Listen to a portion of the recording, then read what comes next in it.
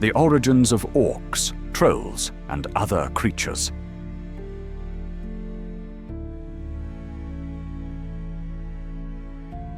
In the beginning, there was only music.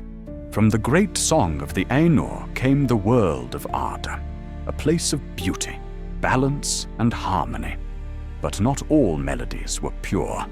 Among the Ainur, the most powerful spirit was Melkor, later known as Morgoth.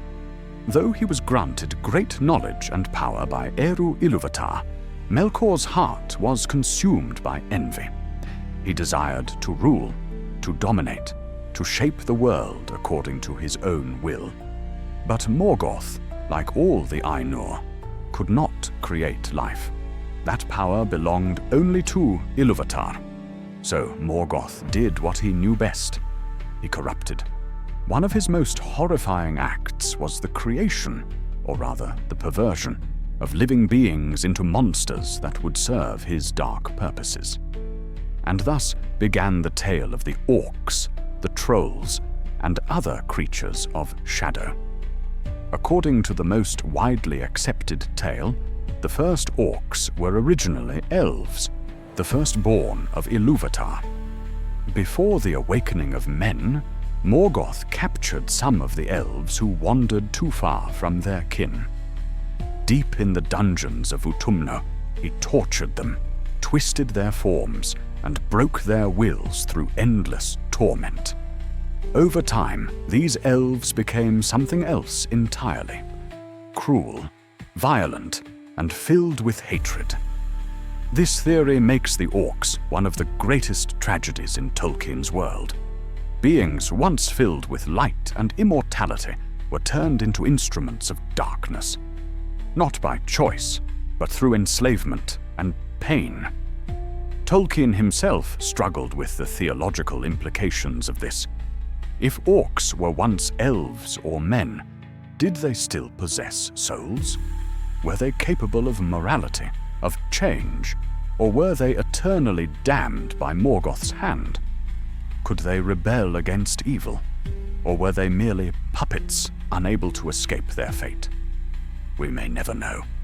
Trolls, on the other hand, were a mockery of another race entirely: the Ents.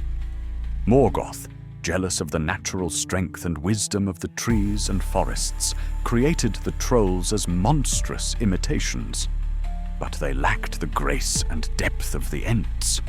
Trolls were brutes, powerful, dim-witted, and entirely dependent on the will of their master. Early trolls were flawed. They turned to stone in sunlight, a weakness that revealed their unnatural creation. But Morgoth didn't stop there.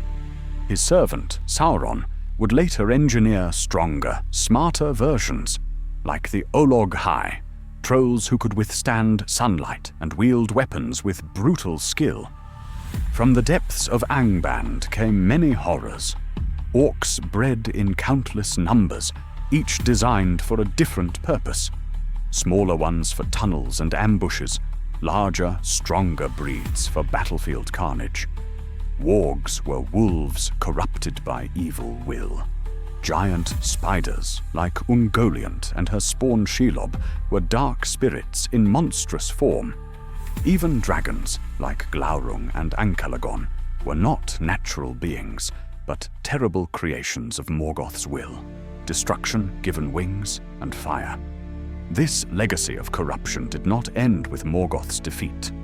Sauron, once a Maya of Aulor, followed his master's path. He refined the arts of domination, perfecting the use of fear and manipulation. The orcs remained his main soldiers in the wars of the Second and Third Ages. From the darkest corners of Mordor to the deepest pits beneath the Misty Mountains, they multiplied and they endured. Because evil does not vanish, it lingers. Even after Morgoth was cast into the void, his influence remained. In the cruelty of the orcs, in the strength of the trolls, in the lies whispered by the servants of Sauron, the shadow lived on. The world of Middle-earth is not just a tale of heroes and light. it is also a world of fallen beauty, of power used to destroy, and of creatures who were shaped by fear and pain. And perhaps that's what makes Tolkien's world so haunting and so real. If you liked this video, don't forget to subscribe for more epic tales from Middle-earth.